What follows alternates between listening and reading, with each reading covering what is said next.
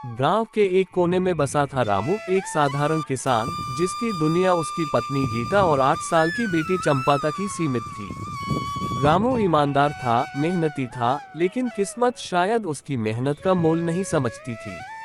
हर साल की तरह इस साल भी बारिश ने धोखा दे दिया। खेत सूखे पड़े थे और कर्जदारों का दबाव बढ़ता जा रहा था। रामू ने गांव के जमींदार ठाकुर हरनाम सिंह से मदद की उम्मीद की। ठाकुर साहब, बस थोड़ा सा अनाज और कुछ रुपया दे दो, फसल के बाद लौटा दूंगा, रामू ने हाथ जोड़कर कहा।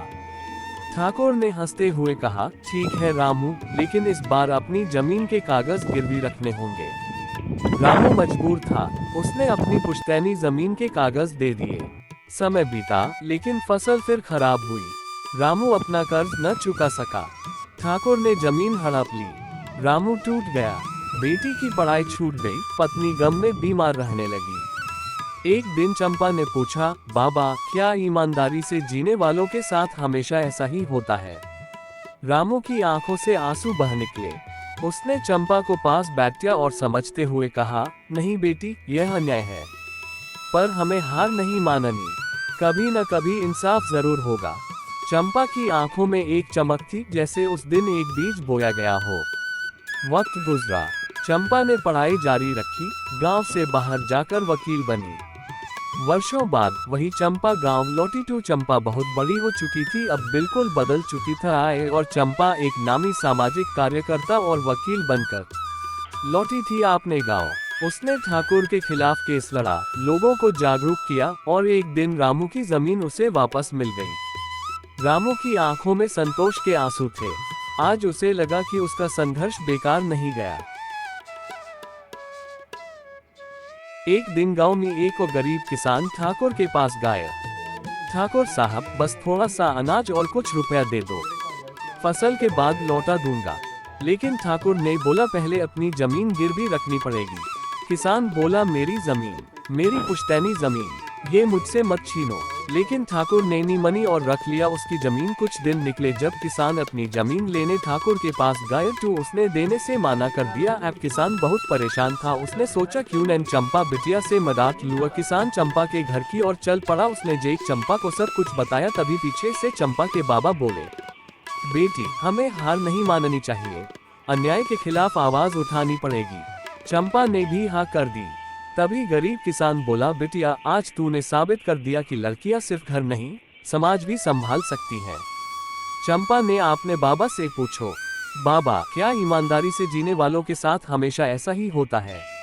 मैं वादा करती हूँ, एक दिन हम सबकी जमीन हमें वापस जरूर मिलेगी। अगर सच कहना बगावत है तो हाँ, मैं बागी हूँ।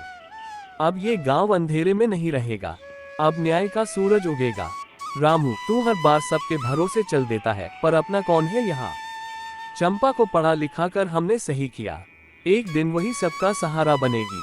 भगवान से यही दुआ है कि हमारी बेटी को उसकी लड़ाई में ताकत दे। एक दिन ठाकुर ने किसान धनिया को अपने घर बुलाया और बोला, धनिया कागज पर दस्तखत कर दे, फिर जो होगा देखा जाएगा। लेकिन किसान से हर नी मनी उसने माना कर दिया ठाकुर को और चला गया। ठाकुर को बहुत गुस्सा आया। उसने अपने नौकर से बोलता है, इस गांव में मेरा ही हुक्म चलता है, कोई चंपा इसे नहीं बदल सकती। लड़की होकर मुझे चुनौती देती है, इसे सबक सिखाओ। गांव में कुछ बहादुर दट्टू कुछ डरने बेल। ठाकुर से अन्न से एक औरत बोली, ठाकुर से कोई नहीं जीत सका आज तक। और दूसरी टाफ से आवाज आई, चंपा है हमारे साथ, इस बार ठाकुर की हर होगी भगवान। चंपा जैसी बेटी हर गांव में होनी चाहिए, हम भी उसके साथ हैं। अब चुप नहीं बैठेंगे। चंपा, मैंने देखा है कि अन्याय कैसे जीवन को निगल जाता है, अब मैं और नहीं सहूंगी। न्याय सिर्फ अदालतों में नहीं, लोगों की आवाज में भी होना चाहिए। ये सिर्फ मेरी लड़ाई नहीं है, ये हर उस इंसान की लड़ाई है जो डर के साए में जी रहा है। मैंने सिस्टम को समझा है, अब इसे बदलने का वक्त है। रामू, चंपा अब किसी एक की बेटी नहीं, पूरे जिले की बेटी बन गई है। जिस जमीन के लिए मैं रोया था, आज उसी जमीन से इंसाफ की फसल उग रही है। अगर मेरी बेटी जेल गई तो हम सब जेल जाएंगे, क्योंकि वो हम सबकी आवाज है। गीता, पहले मैं डरती थी, अब मुझे अपनी बेटी पर नाज है। चंपा को जेल में डालोगे तो सारी माएं सड़क पर उतरेगी। बेटियां अब आंचल में नहीं, बदलाव की मशाल लिए चल रही हैं। उधर दूसरी अफवाह, ठाकुर हरनाम सिंह, मुझे हराया नहीं जा सकता। ये लड़की भूल गई है कि ठाकुर कौन है। अगर डर खत्म हो गया तो हमारा राज भी खत्म हो जाएगा। ये कानून, पैसा, रुतबा और डर, यही असली कानून है। गांव वाले, हम चंपा बिटिया के साथ हैं। ये कोई एक केस नहीं, ये सोच की लड़ाई है। अब ना जमींदारी चलेगी, ना राजनीति का जोर, अब चलेगा जनता का न्याय। पर्दा खुलता है, चंपा जिले भर में आंदोलन का नेतृत्व कर रही है। अब वक्त है कि हम सिर्फ ठाकुरों के खिलाफ नहीं, हर उस व्यवस्था के खिलाफ खड़े हो जो हमें चुप कराना चाहती है। हम न्याय के लिए खड़े हैं और पीछे नहीं हटेंगे। गांव वाले एक स्वर में, हम तुम्हारे साथ हैं चंपा दीदी। ठाकुर गुस्से में, अब ये लड़की सिर्फ ठाकुरों को नहीं, पूरे सिस्टम को चुनौती दे रही है। हमें इसे रोकना होगा, किसी भी कीमत पर। नौकर बोला, इस बार उसका एनजीओ बंद करवा देंगे, ऊपर से दबाव डलवाते हैं। धनिया चंपा से, बेटी इस लड़ाई में तू अकेली नहीं है। मैं, तेरी माँ और ये पूरा गांव तेरे पीछे खड़ा है। बाबा, ये सिर्फ हमारे गांव की लड़ाई नहीं रही, अब हर बेबस की आवाज हमें बननी है। चंपा ने अवैध रैली की, सरकारी संपत्ति को नुकसान पहुंचाया और भीड़ को भड़काया। अगर संविधान के अधिकारों की मांग करना भड़काना है तो हाँ, मैं दोषी हूँ। चंपा कोर्ट तक गई और लड़ी और जीत भी उसकी हुई। कोर्ट ने फैसला सुनिया, चंपा को निर्दोष साबित हुई। साथ ही अदालत सरकार को आदेश देती है कि ठाकुर से जमीन लेके किसान को दी जाए। किसान धनिया, जिस दिन मेरी जमीन छीनी गई थी, मैंने सोचा था सब खत्म हो गया, पर आज लगता है वही शुरुआत थी। चंपा एक बड़ा स्कूल खोलती है। अन्याय को मिटाना एक दिन का काम नहीं, लेकिन उसकी जड़ें हिलाने का वक्त अब आ गया है। जो गूंगे थे अब बोलेंगे, जो डरते थे अब तोड़ेंगे। अन्याय की दीवारों को हम न्याय की मशालों से फोड़ेंगे। गांव में अगली सुबह गांव में चहल पहल, ढोल बज रहे हैं, बच्चे हंस रहे हैं। गांव में न्याय चौपाल विद्यालय का उद्घाटन है। चंपा स्कूल में सबको आए बाबा की हिम्मत की कहानी संत है। अपना दुख बता के सबको ये सीख देती है कि अगर हिम्मत सैलम किया जाए तो हर बड़ा से बड़ा कम कर सकते हैं। जिस धरती पर मेरे बाबा ने आंसू बहाए थे, आज वहीं बच्चों की हंसी गूंज रही है। यही असली जीत है। बच्चे, धन्यवाद चंपा दीदी। और अगले दिन किसान धनिया आंखों में नमी और मुस्कान के साथ अपनी पत्नी से बोलता है, आज अगर मेरी जमीन बोल सकती तो वो कहती, मैं अब सिर्फ खेत नहीं, सपनों की मिट्टी हूँ। और उधर दूसरी ओर ठाकुर की मुलाकात चंपा से होती है रास्ते पे।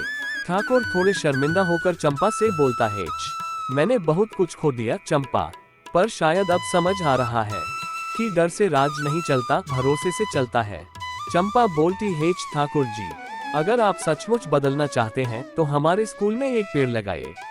नई पीढ़ी को आपकी माफी याद नहीं, आपकी भागीदारी चाहिए। ठाकुर पेड़ लगाते हैं। गीता बोलती है, बेटी पहले मैं तुझे दूर भेजने से डरती थी, आज तेरी उड़ान देखकर लगता है हर माँ को ऐसा भरोसा चाहिए। माँ, तुम्हारी ममता ही मेरी ताकत है।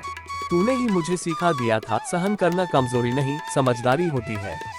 तभी दूसरे गांव के लोग 8H और चंपा से बोलते हैं, अब हमारे गांव की बेटियां सिर्फ ब्याह नहीं, भविष्य भी बनेंगी। हम अपने गांव को मॉडल पंचायत बनाएंगे, जहां ना भ्रष्टाचार होगा, ना भेदभाव, और चले जाते हैं। गांव में आप सब बहुत खुश रहने लगे। सब एक पेड़ के नीचे बैठे हैं, हंसी मजाक चल रहा है। रामू, पहले हर दिन डर से शुरू होता था, अब उम्मीद से। चंपा, अन्याय ने हमें लड़ना सिखाया, पर जीत ने जीना सिखाया। अब ये कहानी यही नहीं रुकेगी, हर गांव हर गली में पहुंचेगी। ए फ्लैट गांव में किसी को कोई दिक्कत नहीं, सब हंस